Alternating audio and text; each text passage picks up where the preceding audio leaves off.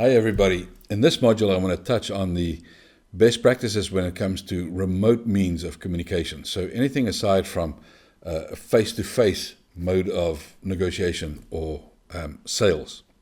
So in the digital world today, this has become a very accepted way of doing business. It's not just that we have to meet face-to-face. So let's start with the phone call. This is the age-old way. This has been around for a long, long time. Most people are used to the phone, so people feel comfortable taking phone calls. Most people feel comfortable making phone calls when it comes to selling. And phones are great for using scripts, for selling, using a playbook, making sure that you can be precise in what you communicate. So it's a great forum, a great medium of communication for you to use if you want to be precise in what you communicate, because you can refer to your notes without your counterpart knowing that that's what you're doing. It's easy to use silence, to use pauses, to both emphasize what you're saying, but also to invite your counterpart to share more of their interests. When you just fill the air with talking, then you don't really engage your counterpart to the full extent. It's often those pauses and the silences that you use that will provoke your counterpart to either make concessions or really share their interests. And if you're sitting face to face with somebody and you go silent, for a lot of people that's a little more challenging and intimidating than to do so over the phone. When it comes to cons, it's a lot harder to establish rapport when you can't see somebody, when you're only talking to them and you can only hear their voice. Remember, in this mode of communication, you have the 7% of the words and the 38% of the tone of voice available in terms of helping you to understand what people are communicating. So that takes you up to 45%, almost half.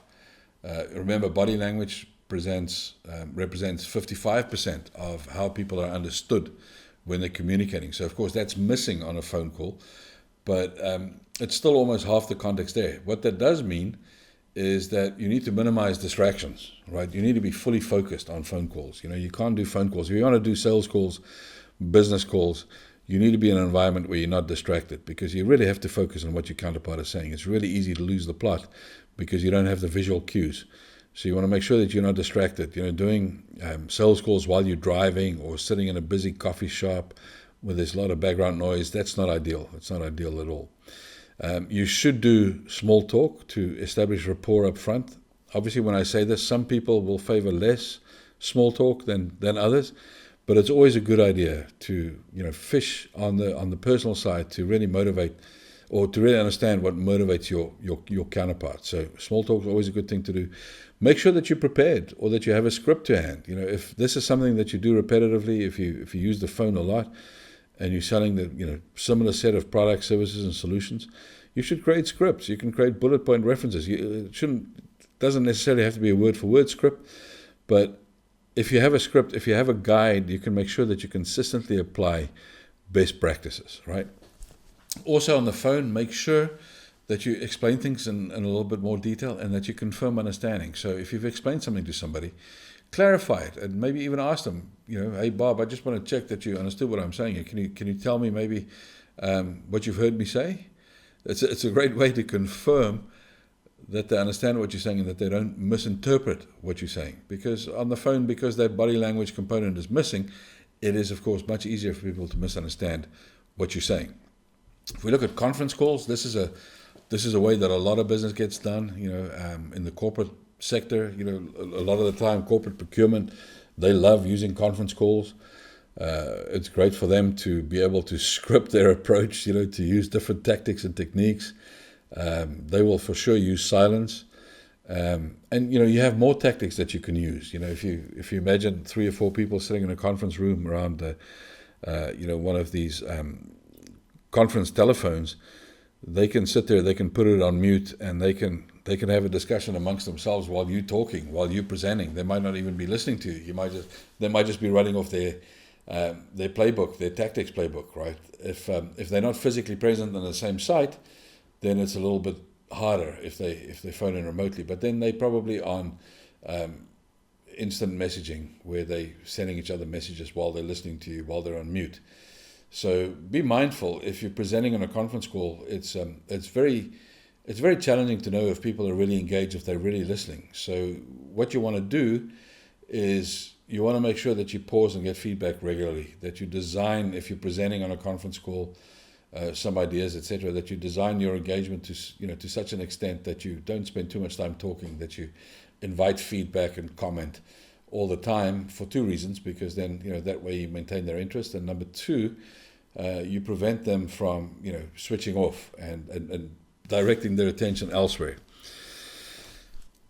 Then web conference calls. So sometimes this can be a mix of video or just slides, or both in some cases. And it's an amazing opportunity, the visual real estate that you have here, for you to create visual anchors. You can literally frame the negotiations. You can create pictures of your desires for the negotiation by claiming the visual real estate, if you will. So I would recommend, if you're selling, obviously use simple slides, not stuff with much writing on them.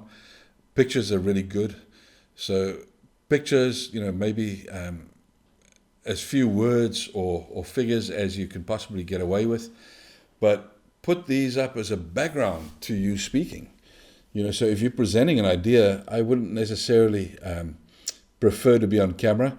Maybe up front to say hello on camera as I transition into my presentation. Then I'll remove the camera and I'll claim the visual real estate, and I'll position my anchors, my agenda, my tools that are going to help me to maintain control of the discussions. That's what's what I'm going to throw up as a visual reference point for everybody. So you have to proactively manage the visual real estate, if you will. And of course, once you have, if you've gone off camera and you just have the, let's say your slide deck or your presentation up, then you can also pull out your script, right? You can pull out your playbook. So you can be very intentional with how you present a web call, which is of course a little harder to do if you're on a video call face to face. It's also great here. You can use visual anchors. You can literally show folks things, in the camera, or you can share your screen briefly, depending on what platform you use.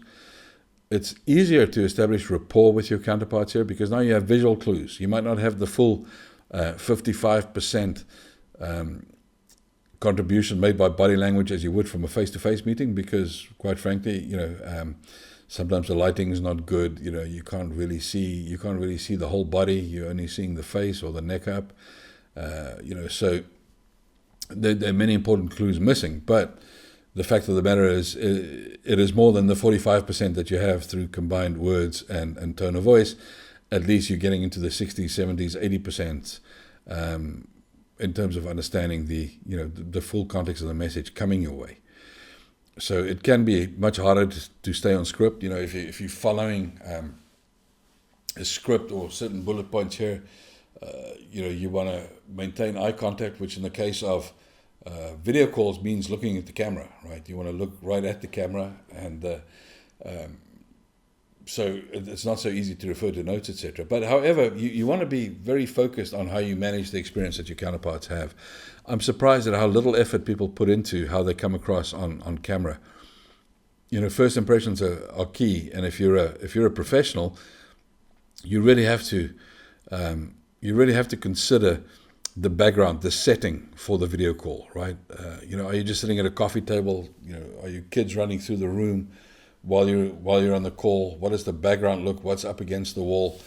You really have to create an appropriate background setting. Maybe you should set up a green screen behind you. It's well worth the investment to get the correct lighting and a green screen setup. Maybe you want to set up in a nice clean room with a white background. You don't want to set up with a window behind you that screws up the lighting. Then you look dark in contrast to the lighting behind you. So make sure that the light's coming from in front of you. Raise the camera. Make sure that you're not looking down at the camera, right? The camera should at least be eye level. So get yourself a laptop stand or get yourself a tripod for your phone, whatever it is that you're using, to make sure that you can look right at the camera at eye level. That's the best way to do it.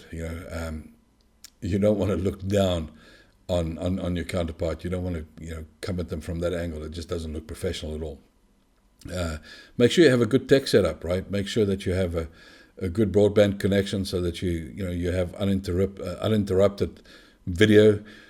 Make sure that you have an external, or a really good microphone if you're using this as a means of communication and selling regularly. It's well worth going through the expense of buying the proper gear to make sure that you can have high quality video calls. You want to proactively manage your counterpart's experience. And if you're asking people to invest money with you, then it's a great idea for you to present, as you would in terms of personal style, that you present yourself, your organization in the most professional manner possible, so that people know that you are worth the risk, you are worth the investment. You're not just taking a chance here, because effectively the way you do one thing is the way that you do everything. If you appear sloppy and the technology is crappy when we're on a video call, then I'm going to think, well, maybe if that's the care that you invest in a video call, maybe that's the care you're going to invest in me as a client too. Maybe that's the way you're going to treat me when I become your client. So you want to avoid that at all costs. If you're involved in some of these calls where you have, like on Zoom, you can have so many different participants in there, that screen can get really busy.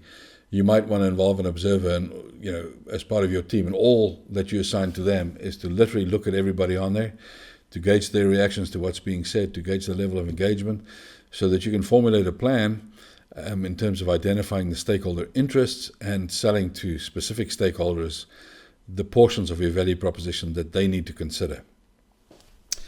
Okay, then we come to email. Email is a rotten tool for negotiation. It's not good at all. Now you don't even have the tone of voice. You just have the 7%. Right? So the opportunity for people to misunderstand you is multiplied by orders of magnitude. So email is great for sending information or for framing, summarizing, and managing expectations. But it is a crummy tool for negotiating, right? So I would avoid negotiating an email as much as I possibly can. You want to move people onto phone calls, onto any of the other tools that we've discussed so far, rather than trying to negotiate with them on email. I wouldn't make concessions or trade concessions or do much of anything negotiation-wise on email. It's so easy for whatever you could try to communicate to be misunderstood. So as a matter of fact, you should use a little more explanation rather than less. If you use email, you should maybe explain to people also what it is that you don't mean, in addition to what it is that you do mean. Email does offer a wonderful opportunity for you to integrate Dr. Cialdini's principles of persuasive communication, right, into those emails. You can always find a way to bring in one of those 6 principles in the way that you word your email. So that's a great way to bring design to the way that you write emails. And as I say, I would avoid negotiating in this format. Just don't do it. The last one that we have up for consideration here is instant messaging. Now, this is a crummy tool for negotiation. I see people use this tool, and man, you are just creating opportunity for you to be misunderstood and for things to go wrong. This is it's an informal style of communication, and you have to decide, is the way that you do business, is that really so informal that you feel comfortable using this tool? I would be very cautious. It's a great tool if you want to communicate, something personal, if you want to connect with your counterparts or your prospects at a personal level, which is highly recommended, for short messages of congratulations, happy birthday, good wishes, when they take on a new job, new responsibility, whatever it might be. It's great if you want to pop them a link to an interesting, piece of content that you've seen that might help them. But it's no good for lengthy discussions or sharing detailed information.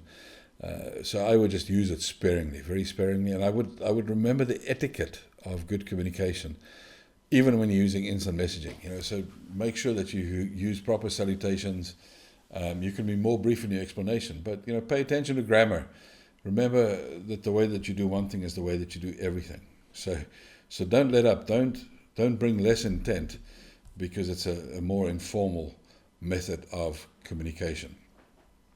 So I hope that's given you some insight into how to approach your digital negotiations and how to bring design to your digital negotiations. So don't just grab the first thing that's on offer.